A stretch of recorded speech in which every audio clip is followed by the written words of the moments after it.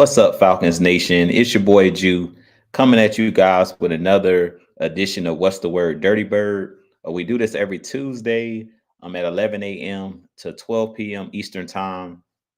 And we're going to talk about our preview, our upcoming game between our Atlanta Falcons and the Dallas Cowboys, which will be a home game for our Atlanta Falcons, another 1 p.m. Eastern kickoff game. But the Falcons are currently sitting in first place, currently at 5-3 on the season. First place in the NFC South. I believe we sit at third in the NFC as far as if the playoffs were to start today. But right now, it looks like the Falcons possibly are one step closer to winning this division, which is the goal. We do want to, secure that playoff spot, that home playoff spot. But I really feel like this Falcons team has a chance to possibly be a 1 or 2 seed in this upcoming playoff. So, with that being said, I do want to say what's up to a couple of you guys that may have maybe in the chat already. So far in the chat, shouts out to Brian Peoples. He says, "What up, Pastor Jew? Good morning. What's going on, man? I hope all is going well with you." Brian, I believe you're the first one in the chat. And Jonte Rozier says, "Good morning, Jew. What's going on, man? Good morning. I hope all is going well with you." Um, and also shouts out to Philip Crawford. What's going on, man? I appreciate you joining me as well. As you guys come in, please hit that like button for your boy. It helps the algorithm. Definitely share out this content as well. But I appreciate you guys and all of you guys' support. And Brian People says just woke up. Oh, that's what's up, man. But with that being said, I'm going to go ahead and talk a little bit about this pre-game matchup against the Dallas Cowboys and our Atlanta Falcons. As you guys know, my wife is actually a Dallas Cowboys fan, but to me, I really feel like this Dallas Cowboys team is probably one of the worst teams that we faced so far this year. To be honest, I'm not really anxious going into this game. Of course, any given Sunday, any team can beat any team. But I really feel like in this game, I really feel like the Dallas Cowboys right now are struggling due to injuries and due to them having a poor constructed roster. They're not good at stopping the run. They're not good at running the football right now.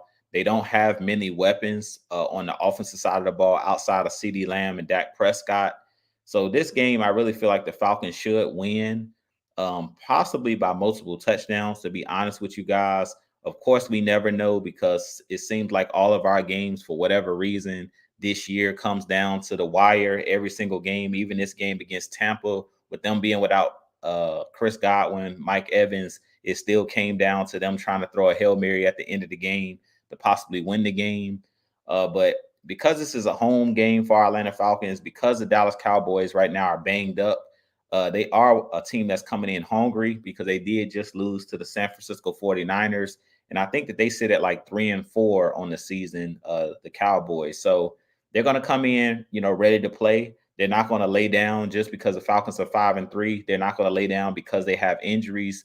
They're going to be amped up and ready to play in this game. But I really feel like this Falcons team is starting to hit their stride, especially on the offensive side of the ball.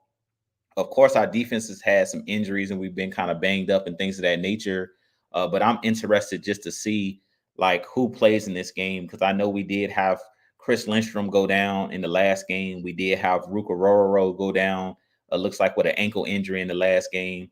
And I'm trying to see what players possibly may be activated because Drew Dahlman, our center, he's one of those guys that's been ramping up since he's had that injury to possibly be able to come back and play. Troy Anderson, our star linebacker, he's been out the last couple weeks, I believe the last 3 or 4 games with his injury as well, with his knee injury. So going to be very interesting to see, later this week, what players are able to be activated and be able to play in this game.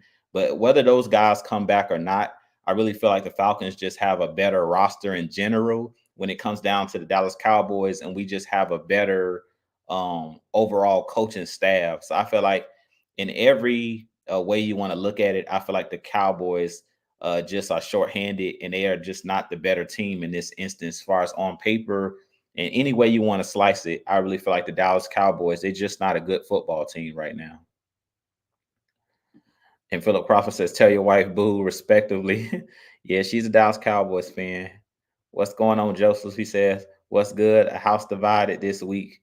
Yeah, most definitely. Definitely a house divided. And there you go right there. Brian Pugh says the worst Russian attack and worst Russian defense on Dallas side. Yeah, and that doesn't bode well for the way that we run the ball, the way that we've been putting up points, scoring like 30 points a game, and we're hitting our stride. Kyle Pitts balling out. I just did a video before this show, probably 30 minutes before the show. Y'all got to go check it out on Kyle Pitts and him breaking out in this Zach Robinson offense.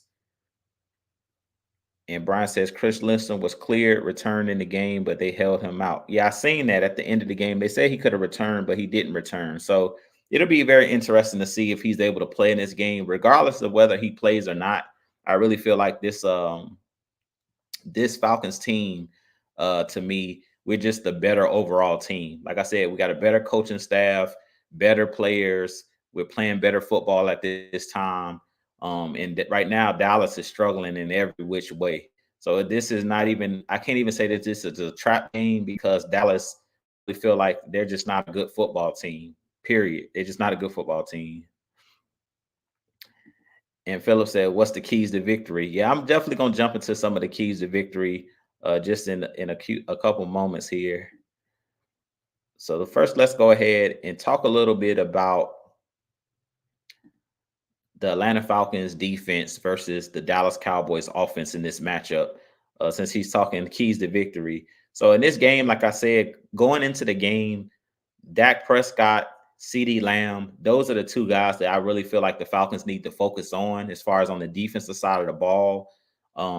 If I were the Falcons in this game, I would bring some pressure. I've been saying that the last couple weeks, bring pressure, play a little bit more bump and run coverage. Don't have these guys playing off the ball so much because you're giving these guys free releases and you're giving them easy opportunities to catch the ball underneath. And I really feel like in this game, Dak Prescott is a veteran quarterback. So in this game, Dallas is going to take whatever the Falcons give them. So if we play, giving them cushion and having our corners be 5 to 8 yards off the ball, all Dallas is going to do is just throw the ball short of the sticks and allow their guys like CeeDee Lamb, allow their running backs to catch swing passes, allow Jake Ferguson, their tight end, to catch little curl routes and things of that nature. The Dallas Cowboys offense is not that explosive. They really only have, like I said, CeeDee Lamb is pretty much the main weapon that they have. He's the only guy that you really have to focus on. The other guys that they have, like Jalen Tolbert, who's at number 2 wide receiver. He's a guy I think in his second or third year in the league, but he hasn't done a whole lot.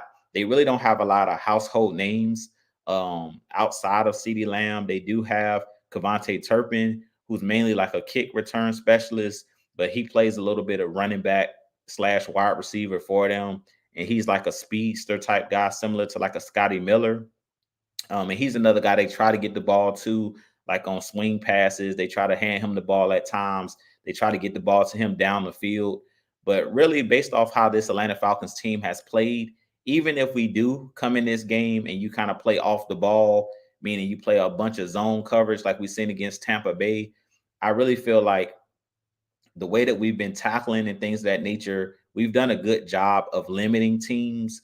I just don't like that we consistently allow teams to get into the red zone between the 20s because we play off the ball. We allow teams to nickel and dime us down the field.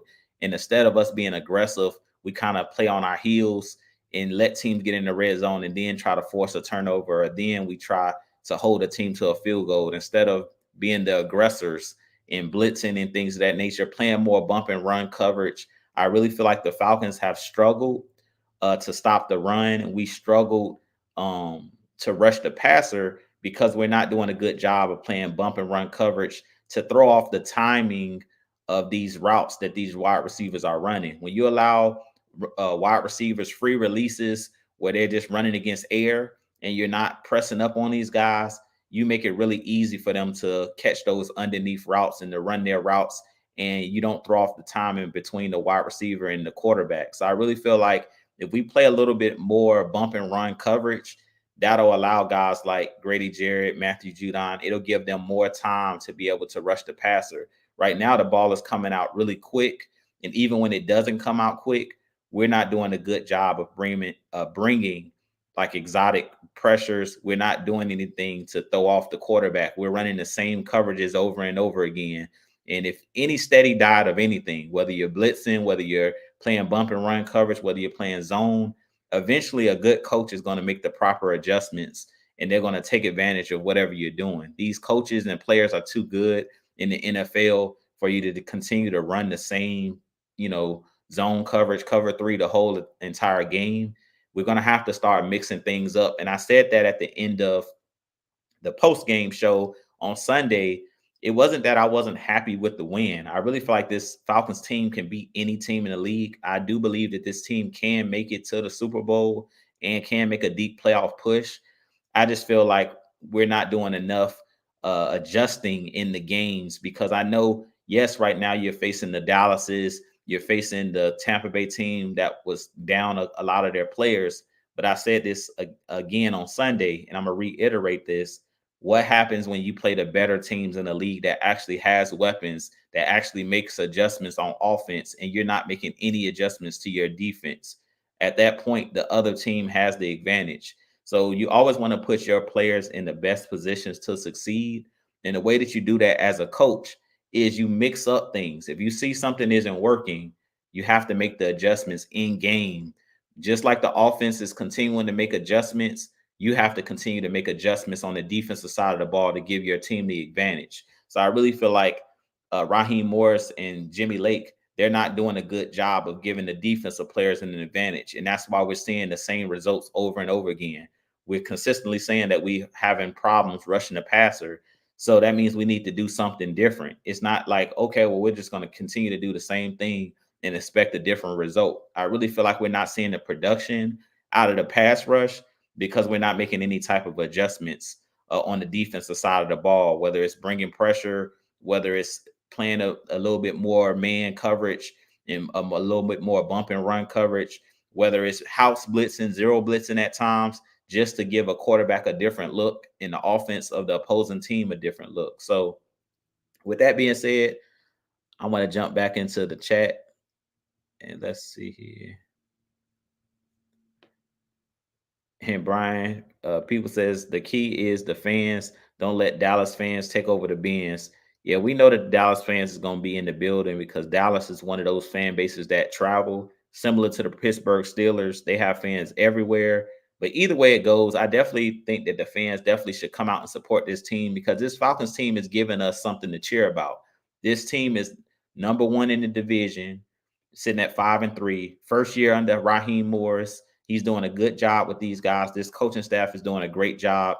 And we have some exciting players. So it's not like the Falcons are actually going out there and winning ugly.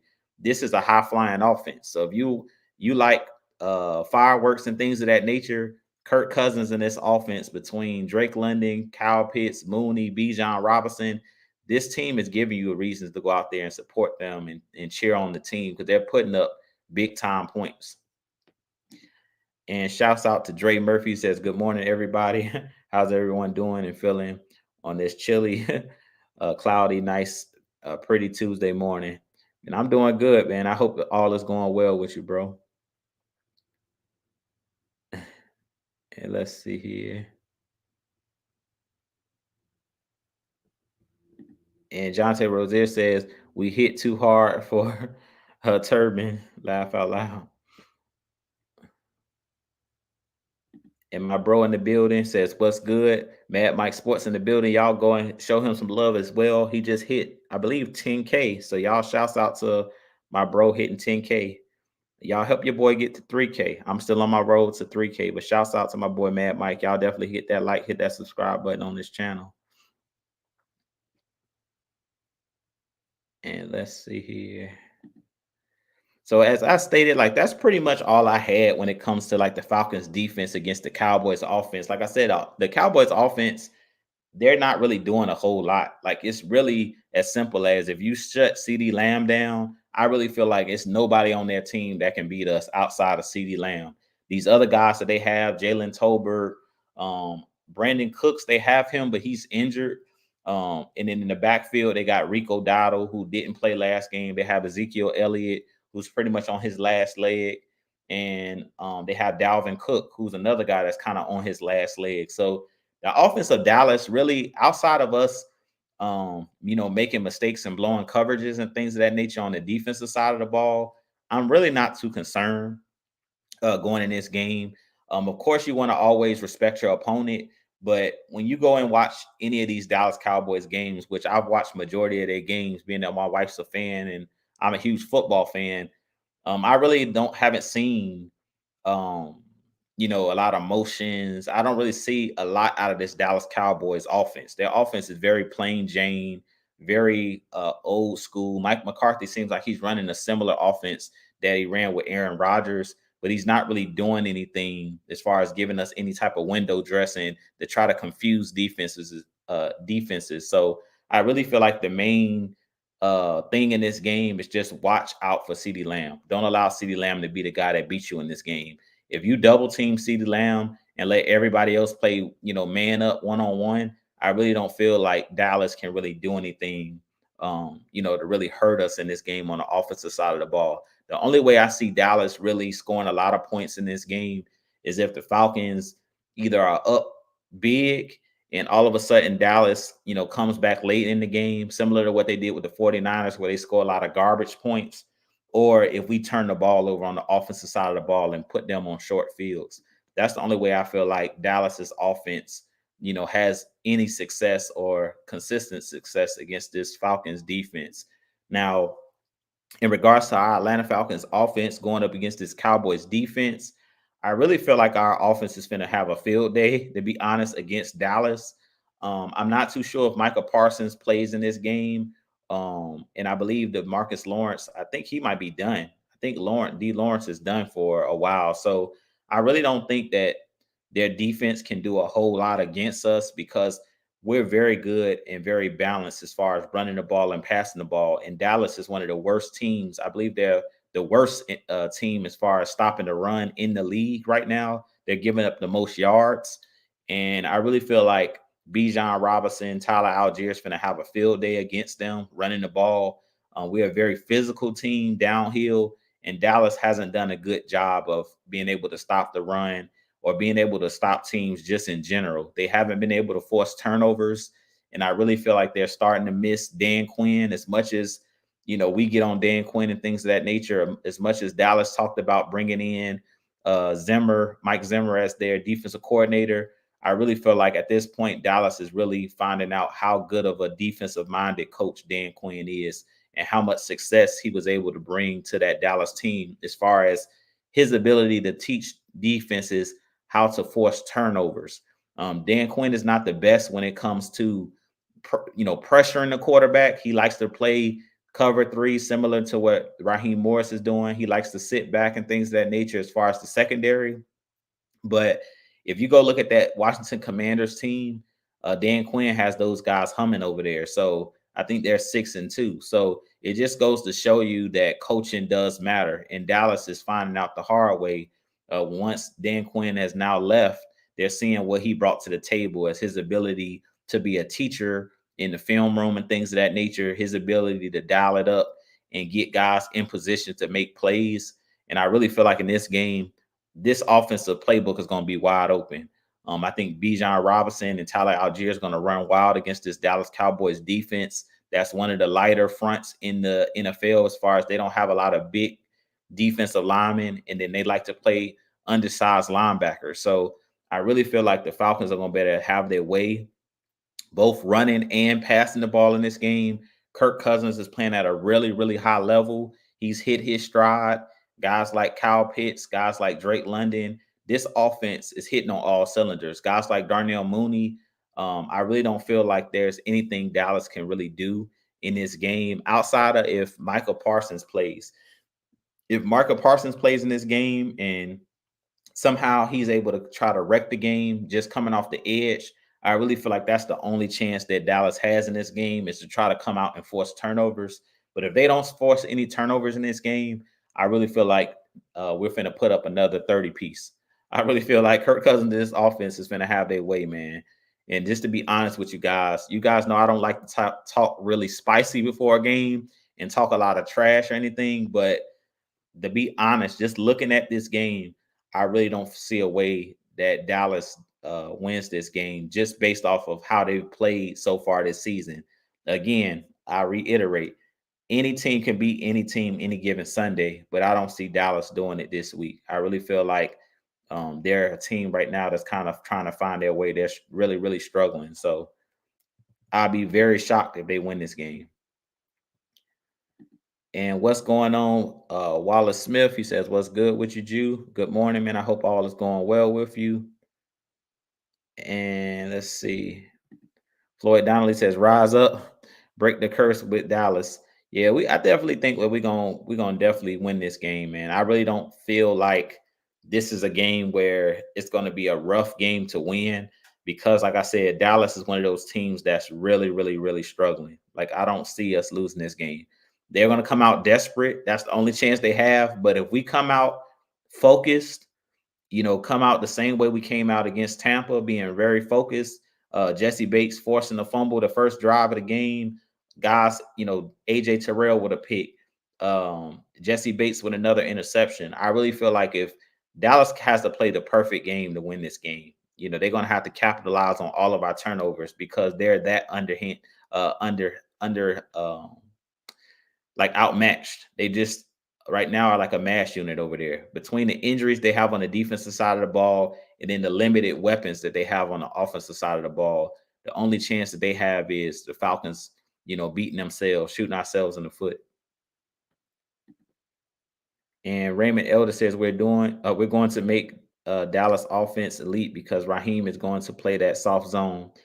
I don't think that we're gonna make them elite. I think that Dallas definitely has a chance to put up points in this game, but I don't really think that we're gonna make them look elite. But I agree with you. We can't continue to play that soft zone because Dak Prescott, he's gonna pick you apart if you just sit back and give him all day to survey the field. He's too good of a quarterback. He's a veteran guy and he's accurate enough where if you give him all day to throw, he's gonna make the right play. So I agree with you there, Raymond. If we sit back and we play that soft zone the whole time, we don't make any adjustments, then this game could get tight. It could be a tight game if we do that. Hopefully, Raheem Morris makes some adjustments. I don't want us to have to lose a game that we're supposed to win for us to start making adjustments. And Lyrics Mom, what's going on? She says, "Good morning. Hey Jew, what's going on?" And let's see here. Dre Murphy says Dak is a turnover machine. Heck, the whole team is a turnover machine. They will fumble the ball against the 49ers. Yeah, I agree. Yeah, the Cowboys, like I said, it ain't looking good for them right now. We know that the NFL is a week-to-week league, but I don't really feel like um, Dallas, this is the game that we let Dallas come in and beat us, especially at home. I think the Falcons are going to learn their lesson from that game against Seattle, where we came in a little bit overconfident. We didn't come in focused, and Seattle was able to take advantage. And that's exactly what Wallace just said here. He says they do not need to come out like they did against Seattle because Dallas is going to be desperate to get a win. Also, they need to be ready to play from the start to finish. I completely agree. This is the comment right here. I completely agree. We can't come in as thinking that the Dallas Cowboys are going to roll over or just lay down. They're going to come in and be ready to play because they just came off a huge loss. They're trying to get back to 500 because they're 3-4, and the way that the Washington Commanders are playing, the way that the Philadelphia Eagles are playing, if Dallas wants to have a chance at winning their division, they're going to have to start putting some wins together. And Tony Hall says, "Good morning, Pastor Jew. Hopefully we could add to the Dallas Cowboys misery this Sunday." I hope so. But you know what they say, misery loves company. So in this game, let's not be their company. Let's come out, as Wallace said, and put our foot on their neck, as I always say. Come out, push down on the gas. I really feel like if you come out in this game and you play really, really hard, you get out to a lead.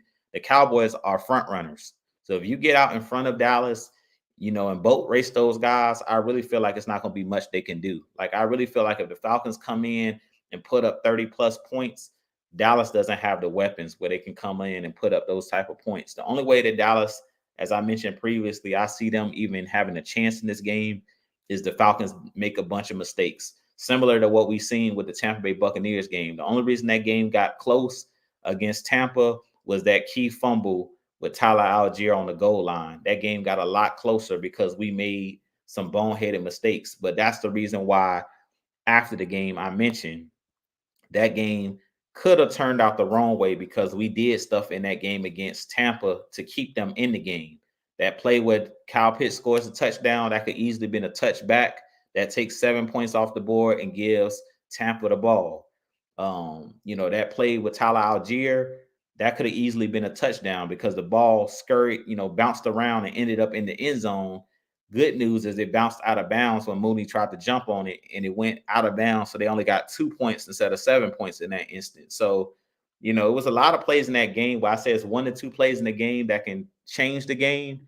Those were the game winning plays that bounced in the Falcons' favor. They didn't recover that fumble that rolled in the end zone. They gave us that touchdown where Kyle Pitts just crossed the goal line where he was holding the ball in his hand in one hand. He took the ball away from his body, which they teach you never to do. And those could have been the plays right there in that game that would have flipped it in the Tampa's favor. Good news is it end up bouncing in our favor. So sometimes it's better to be lucky than good. But hopefully we learn from our mistakes in a win that we still got a lot of cleaning up to do as far as the fundamental things. And that's some of the things that I've been noticing with our team, with the Falcons, especially in that last game. It's like sometimes we lose focus. We have to stay focused. We have to make sound and wise plays. When plays are there to be made, those are the type of game winning or game losing plays, the ones that I just mentioned. And John T. Words says our DBs should eat in this game.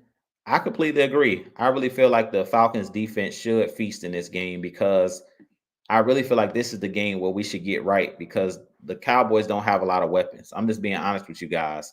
Outside of CeeDee Lamb, there's nobody on that Dallas offense that scares me at all.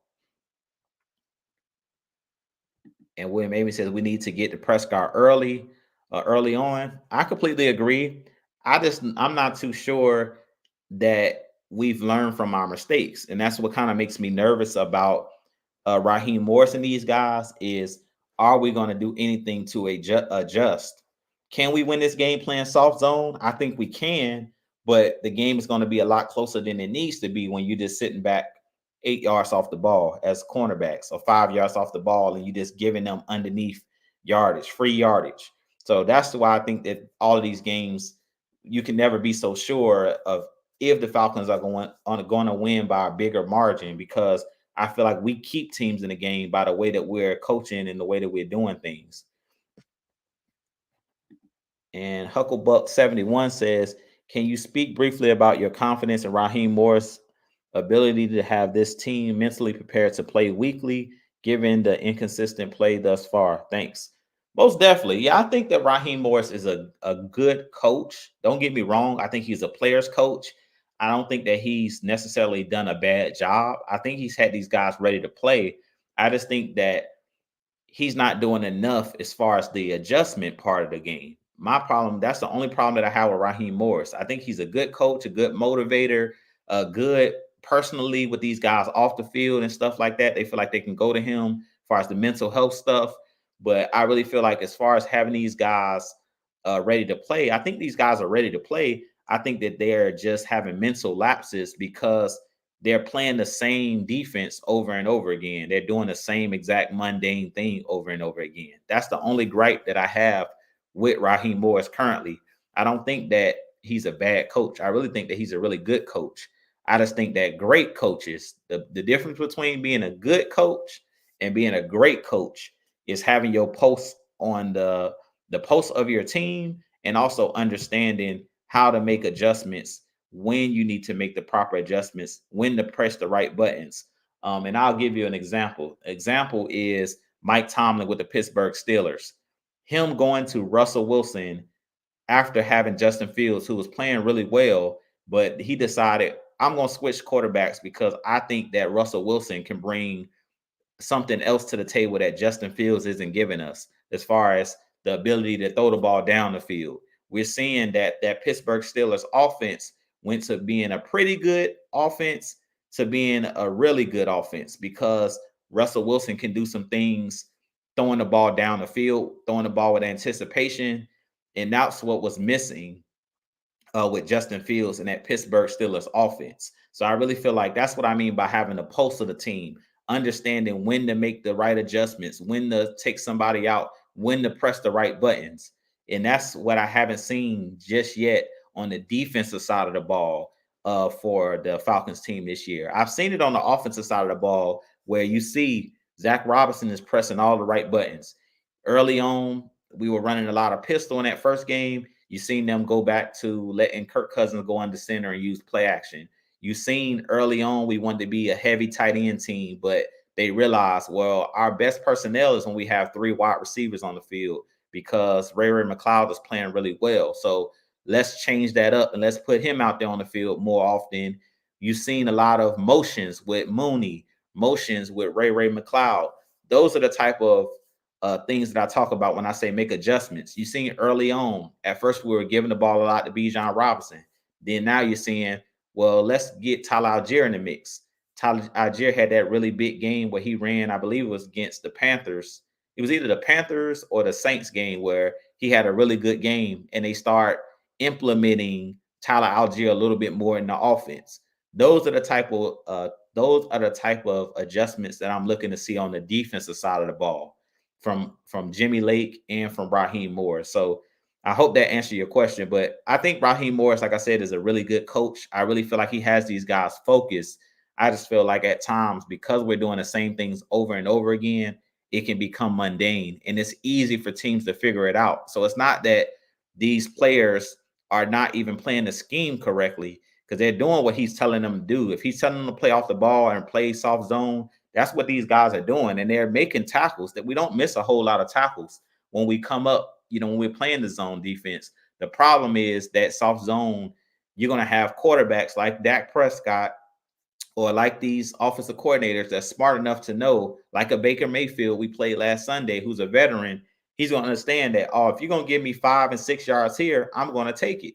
And that's what teams have been doing to us. They've been moving the chains. We talked about earlier in the year, this defense struggling to stop teams on third down. And what did I say about that? I said this early on in the season. The only way that you're going to be able to limit teams on third downs and be able to get off the field on third downs is you have to have more success on first and second down of creating negative plays, meaning either they don't gain no yards on first down or they're gaining about 2 yards or 3 yards. But we're allowing teams, because we're playing this soft zone, we're letting teams on first down get 5 and 6 and 7 yards. Well, if you're in third and short every time, chances are you're not going to be able to rush the passer on third down and be able to get off the field because the playbook is wide open. On 3rd and 3, I don't know if you're passing or if you're running. But if it's 3rd and 8, chances are you're going to throw the ball. If it's 3rd and 7 plus, chances are you're going to throw the ball, which gives our pass rushers the opportunity for the quarterback to hold on to the ball a little bit longer. If it's 3rd and 3 or 3rd and 2, you could just dump the ball in the flat and your running back, on a swing pass, and he can pick up that quick. Or you can run a quick out route with your tight end or wide receiver, which we're seeing teams do consistently. We seen Kay Otten last week, catch a bunch of passes where he just ran a quick out route or a quick comeback route, quick curl pattern, and he was able to catch the ball, in the zone because we're playing off the ball. We're giving guys, these yards. So that's where the issue comes in. And let's see here. And Brian People says the defense was bad with Parsons in the game. Yeah, I agree. Yeah, Dallas defense was playing bad as a whole, but Michael Parsons is one of those freak of nature type athletes where at any point he can raise his game up to that level where if he gets hot as far as rushing the passer, he can change a game. So even though they've been playing bad, I still think that Michael Parsons is a game changer type player.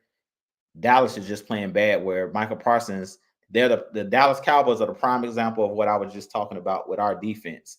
Because they're in so many third and short situations, Michael Parsons being a good pass rusher doesn't even matter because teams are not even throwing the ball against them on third down. They'll just run the ball on 3rd and 2 and pick it up. And if they do pass the ball, you don't have to pass the ball deep to get 3 yards or 2 yards or 1 yard. You can throw a quick out route and get that. So Michael Parsons being a good pass rusher is null and void if you can't stop teams and create negative plays on 1st and 2nd down. You're not going to even have time. It's the same thing with the Pittsburgh Steelers. They have TJ Watt, but if you watch that game last night against the Giants on Monday Night Football, they consistently kept the Giants in 3rd and long situations, which means the quarterback for the Giants, Daniel Jones, he had to hold on to the ball, which created a lot of opportunities for the Pittsburgh Steelers to get sacks because it was so many 3rd and long, 2nd and long, 3rd and long last night in that game where that was the reason why they were able to pin their ears back because the Giants, they knew they're one dimensional at this point. They have to pass the ball because it's 3rd and long. They're not going to run a draw or run the ball unless it's like 3rd and 20 and you're just like, okay, we're not probably going to pick this up, so let's just run the ball. But outside of that, if you're literally trying to convert, if it's 3rd and 15, you're going to have to throw the ball. So it's easy once you make a team one dimensional. It's easy for you to allow your defensive guys to pin their ears back. And Philip Crawford says, what pass rusher should we target? Personally, I've been stating we should target a bigger name guy, but recently the Max Crosbys of the world, there's the Raiders are saying their owner said that they're not, moving him. Myles Garrett seems like he wants to stay in Cleveland. I don't know why he wants to stay in Cleveland, but I guess that he's comfortable there because he's been there. That's the team that drafted him. So they came out and said that he's not being traded, or he stated that he's going to play the rest of this season in Cleveland. So at this point, I really don't know where the Falcons will go to try to get a pass rusher. There are guys like Harold Landry with the Titans that's out there still.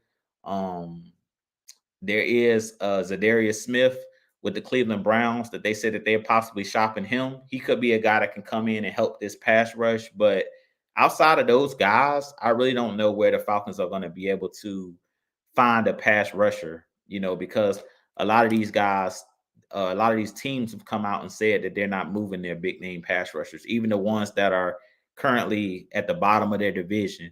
Now, I'm not too sure why they're doing that because personally, if I were, one of those teams, I possibly would be looking to rebuild. So, like Myles Garrett with the Browns, based off of that Deshaun Watson contract, if I'm them, you probably need to move on from Myles Garrett, even though he's a generational talent. He's one of those guys that's really good. So they probably just don't want to move him because they know that he's that type of player.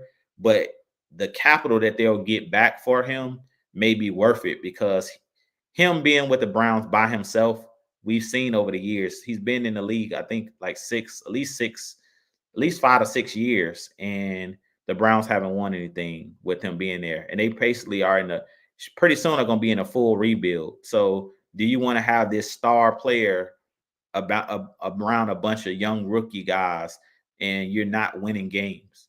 That's what it's really going to come down to. And Dre Murphy says, yes, sir, Jew. San Francisco 49ers are running all through their defense. So we should be able to do that too, bro. Point blank, period. End of discussion. Yeah, I definitely agree. And Lyrics Mom says Jesse will be Dak's favorite receiver. That's funny. Yeah, I definitely think that Jesse Bates, I made a short about him Sunday night where I said he should be a defensive player of the year candidate. Like Jesse Bates right now is having his way as far as on the defensive side of the ball, making things happen.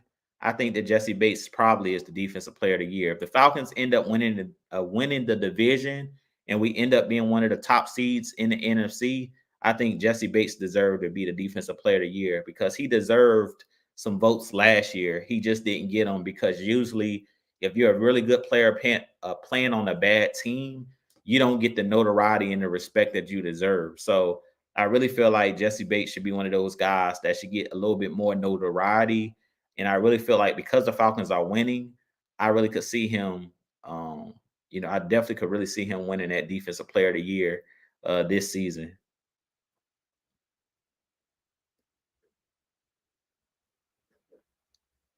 And Hucklebuck says, with all due respect, I feel like this is a trap game given the current state of both franchises this season. At some point, the mental lapses and defensive deficiencies will come back to bite us.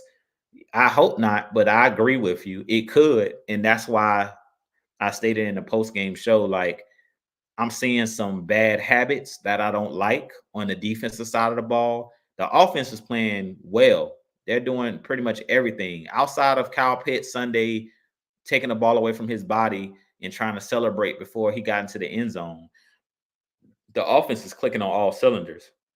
I just feel like on the defensive side of the ball, they're not making the right adjustments. They're not making adjustments at all. What I seen against the Buccaneers, I didn't see one adjustment. I seen the same defense every single play, and that's a problem. For the most part, we did. If you go look at, I'll say probably 90% of the snaps, we were in some type of zone, and guys were playing way off the ball, way off the receivers, letting these guys get free releases, letting these guys run whatever route they wanted, not trying to affect the timing of the throw, not really doing anything. And that's really why those backup guys for the Buccaneers, we made those guys look serviceable because we didn't put our foot on their neck. We didn't pressure them at all. You got to get up on these guys and create pressure. And Mike says Dallas Cowboys aren't a very good team. Michael Irvin stated it on his channel, but we have to take care of the ball. There it is, right there. Yeah, we got to protect the ball. That's what it's going to come down to because that's where the games are won and lost. That fumble got the Tampa Bay Buccaneers back in that game Sunday. When we turned the ball over, where that should have ended in a punt, because most likely we weren't going to pick up the first down because we were way backed up. But if you punt the ball in that situation, that takes time off the clock because yes, they're going to get the ball back, but they still got to drive the full length of the field without scoring any points. We pretty much gift wrapped it 2 points right there to them. We said Merry Christmas when we fumbled that ball. And there you go right there, Dre Murphy said, I'm glad the ball went out of bounds and they didn't recover in the end zone or red zone. Exactly. That's what changed the game. That was a play right there. And April Thomas said, do you think we will trade for a pass rusher ASAP? I don't know, to be honest with you. That's the scary thing. I want this team to trade for somebody, but I really don't see it happening. Could it happen? Sure. Will it happen? I'm not too sure because all of the guys that I said we should go get, Myles Garrett, Max Crosby, those are the two guys that I would want on this Falcons team. They're saying that they're not trading them. Now, I do believe that everything has a price. You know what I'm saying? When it comes to a player and trading for them, if we say, look, we'll give you 3 number one first round picks or 2 first round picks, let's see if they change their tune on all these teams that's saying, like, we're not going to trade. We're not going to trade. Now, some of these trade scenarios I've seen, like for the Max Crosby, was like a first round pick, a second round pick, or third round pick, and Michael Penix. That's not happening. The Falcons are not trading Michael Penix. I don't see that happening at all. After all that we did to get Michael Penix, after all of the media, swirling around, why did we take another quarterback after paying Kirk Cousins and all of that?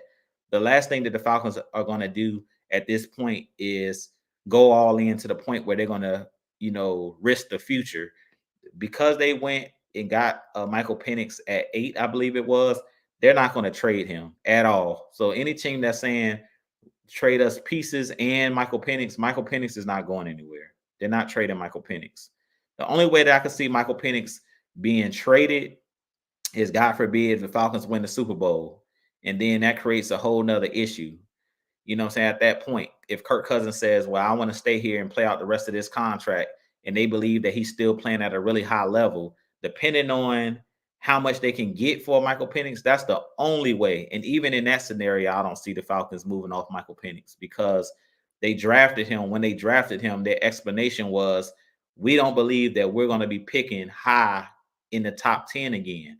And based off of how this Falcons team is playing currently, it looks like Raheem Morris was right and Terry Fontenot was right in that statement of, we're not going to be picking within the top 10 in the next couple years.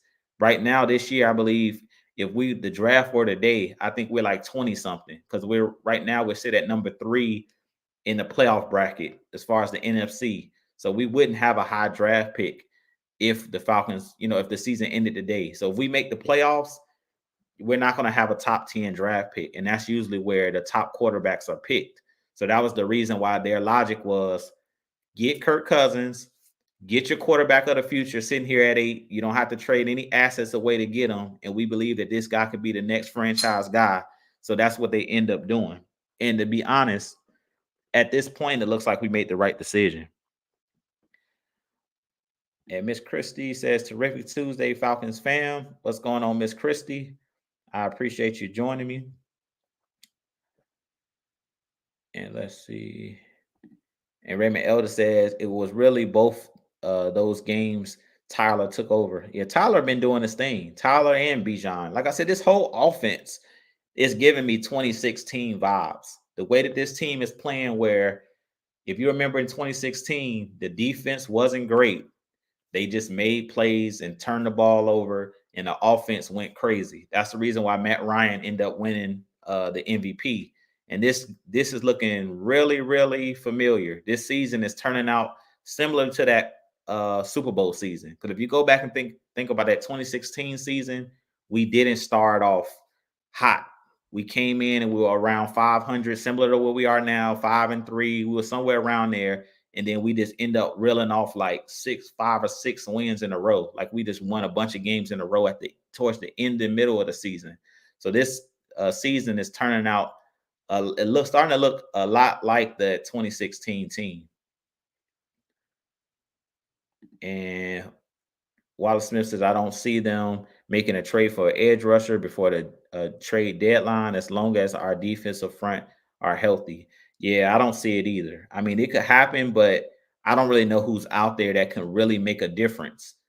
I would bring in somebody if it doesn't cost a whole lot, but I'm not giving away a lot of draft capital for an average pass rusher. Unless it's Max Crosby, unless it's Myles Garrett, I'm not giving away a ton of picks for an average pass rusher. So at that point, you bet off experimenting. Put Brandon Dorless in there. Put some of these other guys in there. Put Caden Ellis back on the edge when Troy Anderson comes back. And then, as I stated before, start bringing pressure. At the end of the day, start blitzing. If you can't get home with your front four, start bringing pressure. That'll create. Sometimes if you can't get pressure, you got to simulate it. I mean, you got to make up some pressure. So you got to start bringing guys. Strapped up 24 says, what's good, Jew? I hope all is well, bro. Yeah, everything is good, man. I appreciate you joining me as always. And Miss Maggie T in the building. She said, what's going on, Miss Maggie? Y'all definitely go hit that like, subscribe button at AFN. Maggie T's Productions, boss lady. And Strapped Up says, do you think we should try and trade for a pass rusher or just keep what we have? Yeah, everybody wants a pass rusher. I'm glad y'all have bought into the trenches. Y'all always be speaking about the trenches. It seems like we all in tune with pass rush help. Yeah, I don't know. Like I said, I don't know if it happens. I don't know if it happens. And D'Angelo says, what's up, Jew? I think our running game is going to open up against Dallas, and I think we can shake Dak as well because he holds the ball long. Yeah, he's holding on to the ball because nobody's getting open. So because their offense is so plain Jane with Mike McCarthy, he's not really doing a lot of motions. He's not doing really anything to help his wide receivers get open, and they don't have no resemblance of a running game. That's the reason why I say I really don't feel like this is a trap game. I really feel like the Falcons should be able to dominate the Cowboys because they only do one thing, and that's pass the ball. Now, maybe we play into Dallas's hands because we're going to play soft zone and then allow these guys to just catch 100 balls for 5 and 6 yards and 7 yards until they work their way all the way down the field. So that could play into Dallas's hands because they don't attempt to run the ball. But at the end of the day, yeah, I do think we should have a lot of opportunities to get pressure and get sacks in this game because Dak is going to hold on to the ball. That's what he does because he doesn't have any other weapons outside of CeeDee Lamb.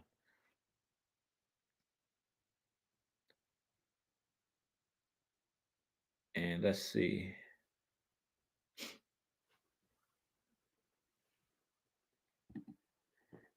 And Philip Crawford says, with the right pass rusher, how much further could that take us this season?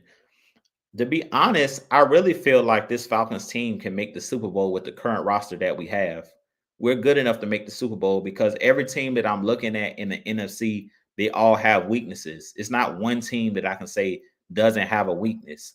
I really feel like the most complete team right now is the Detroit Lions. The Detroit Lions were the most complete team last year. They should have been in the Super Bowl last year, but their coach tricked that game off by not taking points, not kicking field goals in the red zone.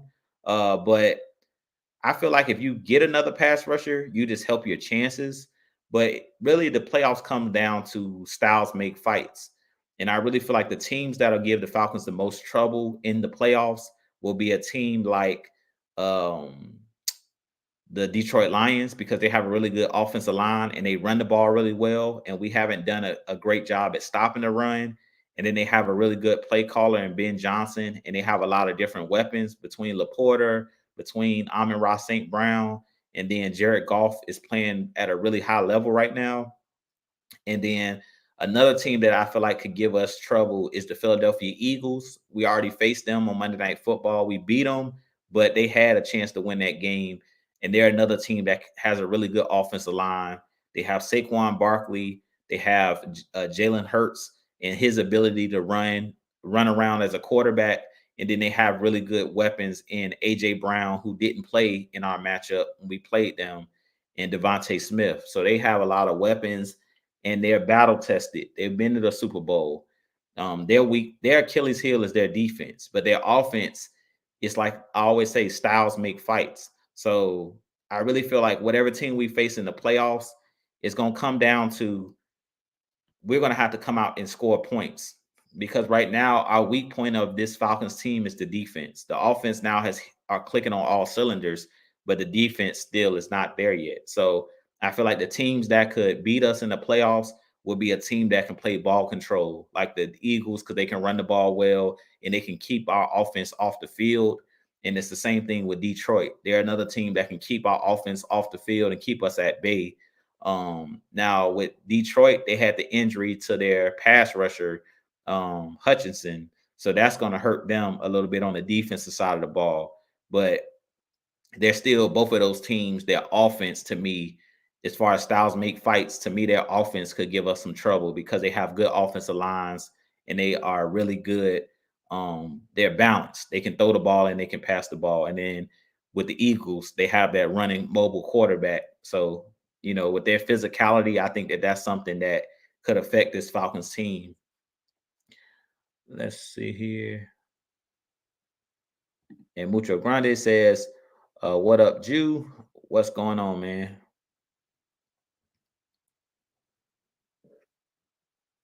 And Dre Murphy says, I hate with a freaking passion Montez Sweat took his tail to Chicago. Yeah, we had our chance to get him. We didn't get him. We didn't offer enough. We had a chance to get Montez Sweat.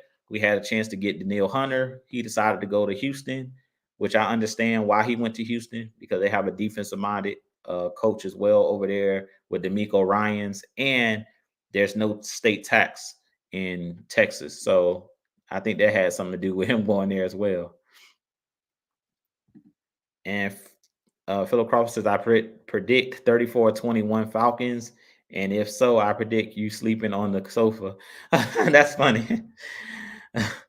Yeah, that could definitely happen. Now, my wife is not that invested in her Cowboys. She's not that invested. She could care less if they lose. She at this point, my wife have accepted they fate at this point.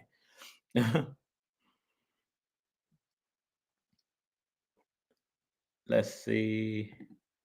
And Mucho says the defense look like it has digressed from the last first to 3 to 4 games.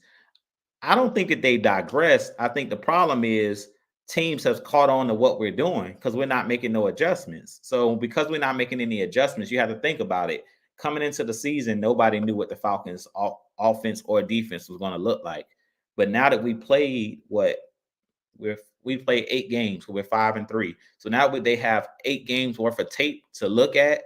they see that Raheem Morris and Jimmy Lake are running the same soft zone, cover three, the same defense over and over again. So teams have caught up to it. So it ain't that we've digressed. It's kind of what Mad Mike has been stating all along. There hasn't been any growth in that regard. Like we're doing the same thing. So it looks worse because you haven't grown. And that's the problem that I'm having with this defense.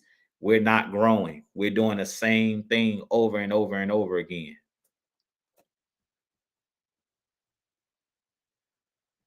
Let's see here. And Jermaine Walton says the game was supposed to be over after the AJ interception. Yeah, that's I definitely agree. I mean, I don't say the game should have been over, but we had the turnover. We turned the ball over. That was the fumble after that. I think happened on the goal line, if I'm not mistaken, or was that the play after that? I can't remember. But at the end of the day, I mean, you got to play, as K Styles always says, you got to play for the full 60 minutes. So the game ain't never over. But I'm glad to see that AJ Terrell is actually getting interceptions. If it's anybody benefiting from playing all of this soft zone cover three, as far as the secondary, it's AJ Terrell and Jesse Bates. Because I told you guys, one thing about man to man, playing man to man as a corner, AJ Terrell, somebody who don't really turn his head really well when he's in man to man. He face guards a lot.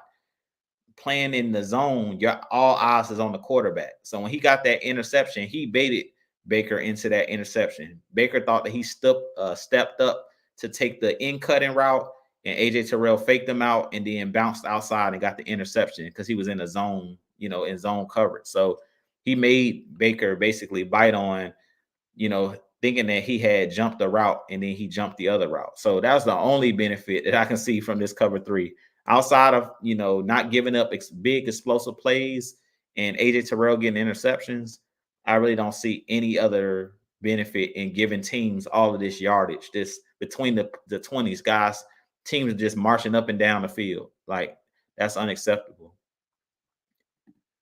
And there go Miss Christie says, we are not trading Penix. The Falcons are establishing long range goals for the next 3 years. Exactly. I agree. Yeah, I don't think Penix is going anywhere. I don't think Penix is going anywhere. And Mad Mike says, winning the Super Bowl will begin the Penix era, the end. Exactly. Exactly. Yeah, I don't think Penix is going anywhere. I don't see it happening. And Dre Harrison says, what would you say to a Khalil Mack from the Chargers? I don't believe their record is that great. I wouldn't mind Khalil Mack, but I don't know if they're looking to move Khalil Mack, to be honest, because they had a chance that they could have gotten rid of him. But Jim Harbaugh is a coach that believes in the trenches. So I don't even think he would allow them to trade Khalil or Bosa, Joey Bosa. At some point at the end of the day, what we're gonna have to do is just start drafting defensive linemen. I keep saying it in the first round. I understood the Penix pick, but this next year, next off season, this next draft, we better draft a defensive lineman early. Stop waiting. Now, another thing that I think that we're all forgetting is we do have Braylon Trice that was supposed to be on this team, playing on this team as an edge or outside linebacker, but he got injured for the season during the first preseason game. So they did try to bolster the defensive line. They did bring in Ruka Roro. So they did do some things to try to be, to bolster the team. But outside of that, I don't think it can happen. And Christy says, I agree with you, Jew. I think Terry will exercise the draft and free agency timeline at the end of this season and draft time beginning March 2025. Yeah, I agree. I agree with you. That's probably what's going to end up happening. I don't really see no big splash moves happening if what the media is stating and what these players and owners are saying. Like I said, everything has a price, but from what they're saying, we have to take their word we got to take them at their word. And basically, for the guys that I want to see on this Falcons team, the Max Crosby's, the Myles Garrett's, they're saying that they're not moving those guys. So I'm gonna take them at their word. Do I hope that I see some breaking news on my phone that all of a sudden we offer something and they bite on the trade, sure. But it's not looking good right now. It's not looking like any of these teams is looking to move on from their big name guys. And Raymond Elder says, completely agree. I've been saying this to Big Low. This looks like the 2016 team. Yeah, that's what it looks like to me, man. When I watch this team, the way that we're playing on offense, we're clicking on all cylinders. We're putting up 30 points a game. We're balanced. Because if you remember in that 2016 season, you had Freeman and Coleman running the ball. This team, you got Bijan and Tyler. And then on offense, you had Sanu, you had Julio, you had Austin Hooper, um, you had Aldrick Robinson, you had Taylor Gabriel.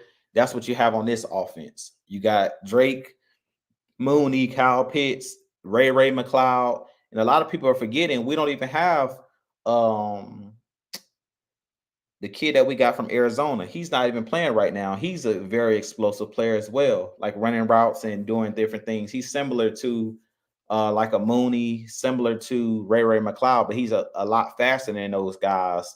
Um, I can't think of his name right now, but he got hurt in training camp. He got hurt for the season in training camp, but he's also a big time player as well that we got from Arizona, little slot receiver. So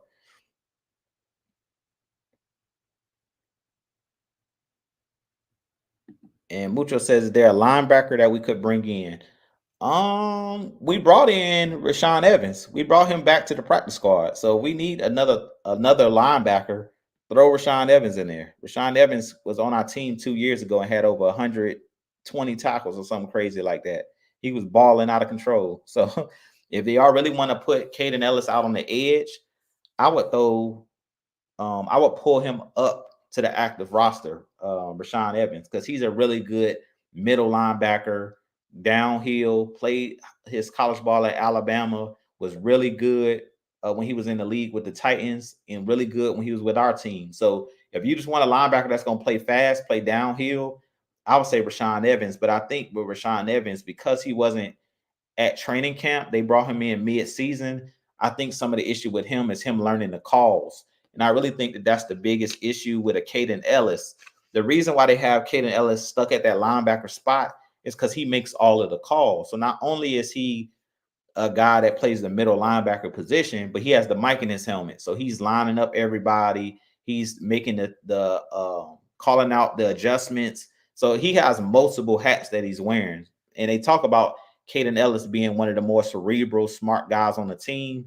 That's the reason why I think they haven't let him be like a full-time pass rusher, is because he has other assignments on the defense, not only playing the middle linebacker role, but he's responsible for communicating to the back end, communicating to the fronts, what he's seeing, communicating to Grady Jarrett and those guys, getting guys in position and getting guys lined up. So with him making the calls, I think it's hard for them to try to like move him completely. So I really feel like that's the biggest issue. Let's see.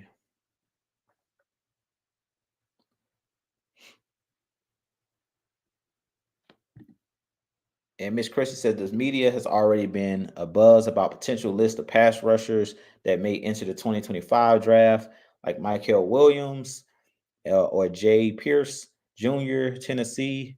Us, the Bucks, and the Lions all need one. Yeah, I like the kid Williams out of Georgia. He looks really, really like he's gonna be a productive player. I don't know a whole lot about Jay Pierce out of Tennessee, but you guys know how I get down.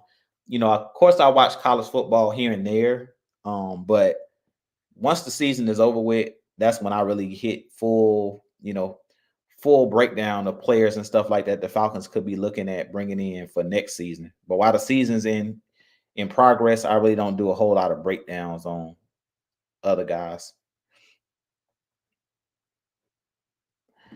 And Mad Mike says that Mad Mike guy is pretty smart, I see. Yeah, that's funny. Let's see here.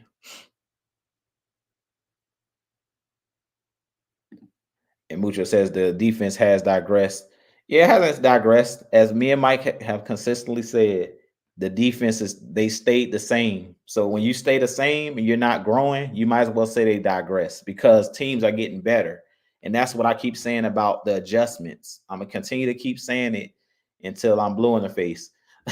Adjustments, adjustments, adjustments. The teams that struggle are the teams that don't make adjustments. The reason Arthur Smith got fired because he didn't make adjustments.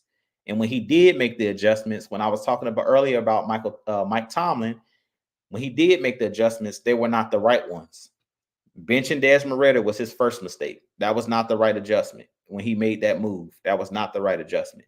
That's why he got fired because he didn't have his post on the team. You don't bench a rookie quarterback or you don't bench a first year starter for a journeyman quarterback. You don't do that. And then you go back to the rookie quarterback or the first year starter. That's called killing a young player's confidence. You make the proper adjustments on the play call. You don't necessarily have to bench your best, your quarterback. You got to make adjustments and put him in positions where he can have success and he can gain confidence. The smart coaches understand that. The first year, couple years when Ben Roethlisberger was in the league, the first couple years when Tom Brady was in the league, they didn't put everything on Tom Brady's plate and say, "Go be the Tom Brady that we grown to know and love."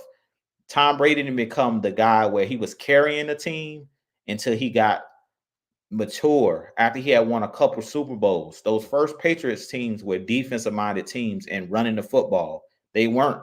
Let's pass the ball all over the field. The Wes Welkers and Gronks, those guys didn't come to like way down the road. The first teams that won with Antoine Smith as the running back, with guys like Teddy Bruschi, with guys like Lawyer Malloy, that first team that beat the Rams, they were a defensive minded team. Tom Brady wasn't throwing the ball all over the yard. They didn't start allowing Tom Brady to start throwing the ball all over the yard until he was fully developed and matured. Once he fully developed and matured, he had about 2 or 3 Super Bowls. That's when they allowed Tom Brady to take full range of the team and he was making plays. And even then, those teams were balanced. They had a good running game. They had always had a good defense around him. Go look at any of those Patriots Super Bowl teams. All of those teams, majority of them were top 10 defenses. All of those teams had great special teams. That's the reason why Vinatieri made pretty much, I think the first of 2 or 3 Super Bowls they won on game-winning field goals. That goes to show you, guys knew their roles, guys did their jobs. So that's my issue.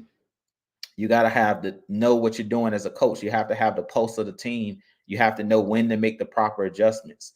Those small adjustments is what makes the Kansas City Chiefs and Andy Reid great. Their team is not great. What makes them great is they have good coaching.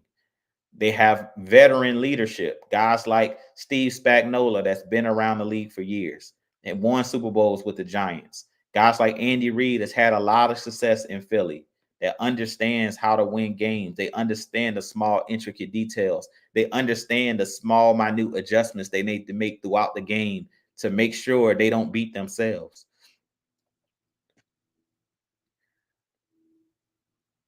Let's see here.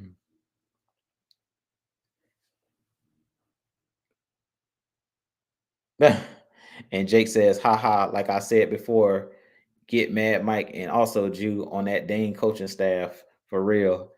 Like I said, man, the coaching staff is the adjustments is the biggest issue. This Falcons team is immensely talented. They were immensely talented when last year with Arthur Smith. We just underachieved. Last year's team underachieved. Period. It's no excuse around it. Last year's team was good enough to win the division. We made too many mistakes, shot ourselves in the foot too many times in games where they were right there to be had. We lost like 6 or 7 games. They all came down to the wire. The same games that we lost last year is the same games that this team is winning this year. What's the difference? Understanding when to make the right play with the veteran quarterback and Kirk Cousins, who's not making those minute mistakes in critical moments, and then having a coach that understands time and possession, understand when to challenge, when to take a timeout, when to do the small, intricate things. So that's what's the difference between this year's team and last year's team. And Mucho says, so do you think Kirk retires if wins Super Bowl this year, if we win the Super Bowl this year? I don't know, to be honest with you. If I were Kirk Cousins, if we win a Super Bowl, I could see him possibly either like walking off in the sunset, is walking off a Super Bowl champion, or maybe coming back and trying to defend the championship. So win and see if we can repeat. But after that, I think he might be done. I think I give Kirk Cousins 2 years. That's what I said going into it. I said that he would have two full seasons because I thought that we would make the playoffs this year and then we'll have enough success where they'll see we're going to give Kirk one more try at it. If we don't win the Super Bowl this year, or if we don't, if it don't end the way that we want it to end, I could see them still saying Kirk Cousins is showing us that he's not done. Like he still has some juice left in the tank. So I think that they're gonna ride it out at least two full seasons. After the two full seasons, then I think they're gonna go in and reevaluate.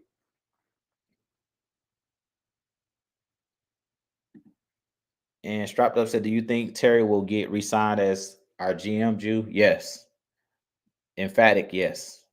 Terry Fontenot's done a great job in the draft. He's done a really good job. He's done a good job at managing the cap, getting us out of cap hell, and then he's done a good job of signing players, the right players.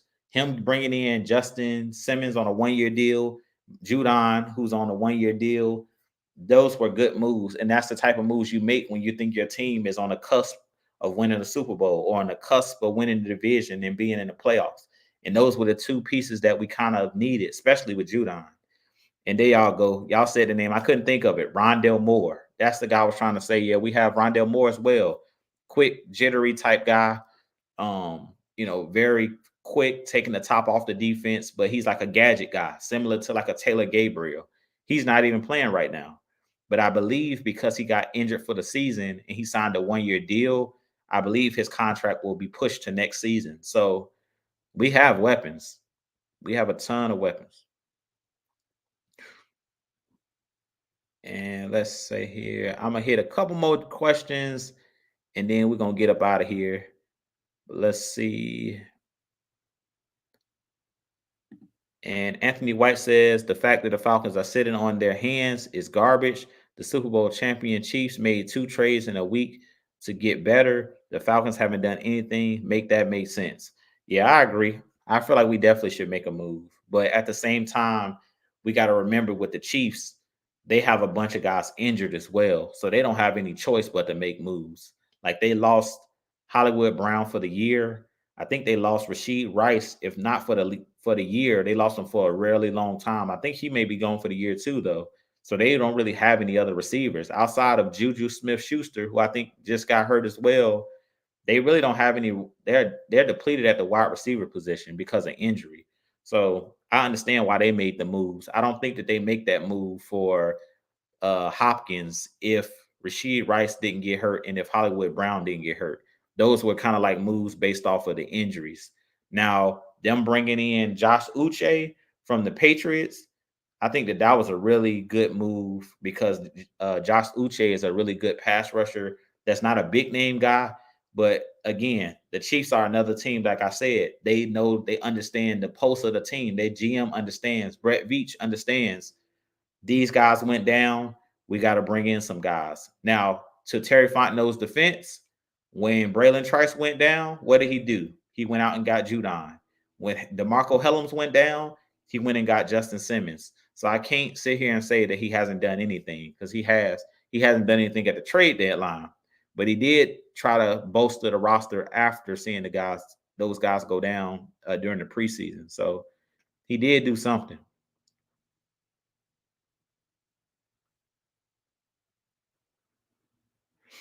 And let's see here. And like my boy Philip said, please hit that like button for your boy. I appreciate each and every one of you guys in the chat. We got 30 of y'all in here, so please hit that like button. The likes is free. Please hit the like button for your boy. And Juice 31 says, rise up. What's going on, man? Rise up. I appreciate you joining me as well. And it's good afternoon at this point because it's after 12. And Anthony White says the Falcons have to fix the defense before anyone talks about a Super Bowl because they won't make it if it doesn't improve. I completely agree, but at the same time, it really comes down, Anthony, to styles make fights. This team can get to the Super Bowl even based on how it's currently constructed Because if you remember the 2016 team, you really didn't have a good or great defense. We were like ranked 20 something in defense, but you had a defense that was opportunistic, meaning they forced turnovers. And that's what we're seeing with this team. Sunday, you had 3 forced turnovers. You had a punch out by Bates, you had an interception by Bates, and you had an interception by AJ Terrell. That was the difference in the game, those 3 turnovers. So you can win.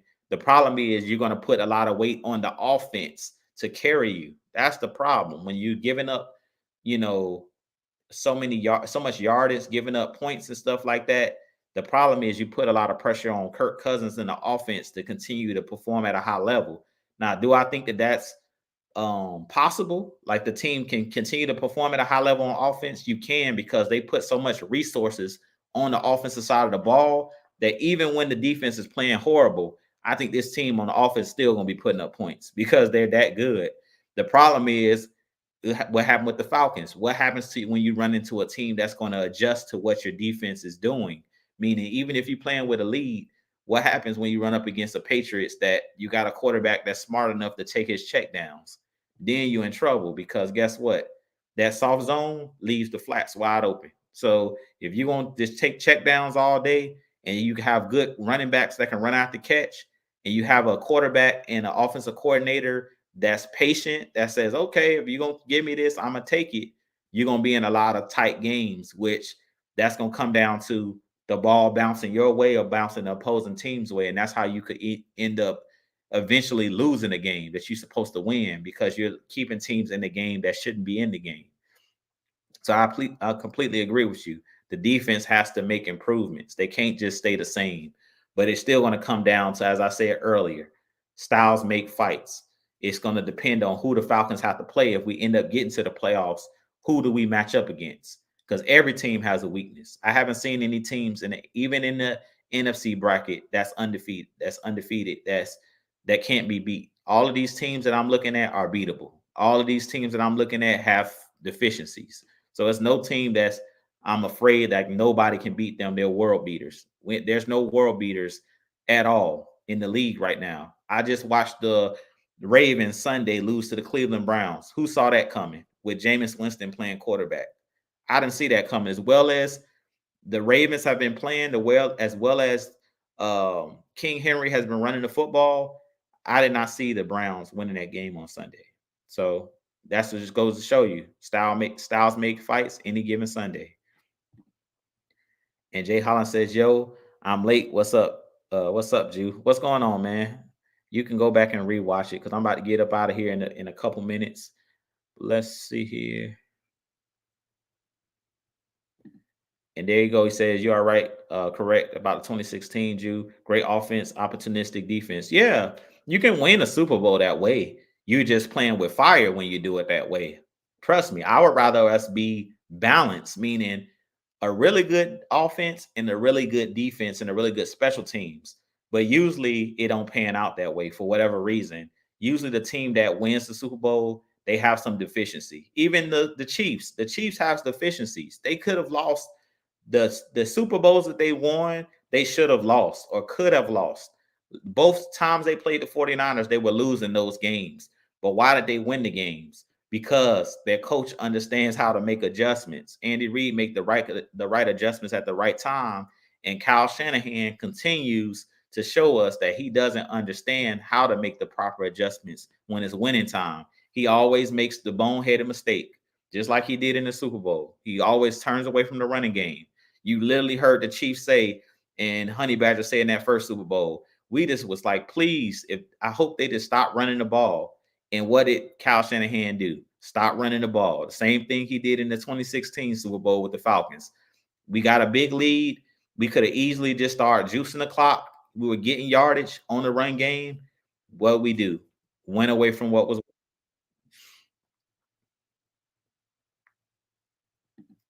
And shouts out to my boy Smitty Sports Machines. He says opportunistic defense is cool, but against elite playoff quarterbacks, you have to get sacks to throw off the offensive rhythm. I completely agree. I completely agree. You have to opportunistic defense. The problem with opportunistic defense is you might not always be able to force a good quarterback into making a big mistake. And that's what I've been, been stating. Yes, you can get interceptions, but what happens when you don't? Then you play against a team, like I said, like the Eagles or like Detroit, a team that can play ball control, and they're going to take advantage of your mistakes, or they're going to keep your offense that's high powered, like I'm talking about, that can put up 30 points. Well, what happens if Kirk Cousins is over there by the Gatorade? He over there on the sideline, and the other team is marching up and back and up and forth down the field with the run game, and they're juicing the clock.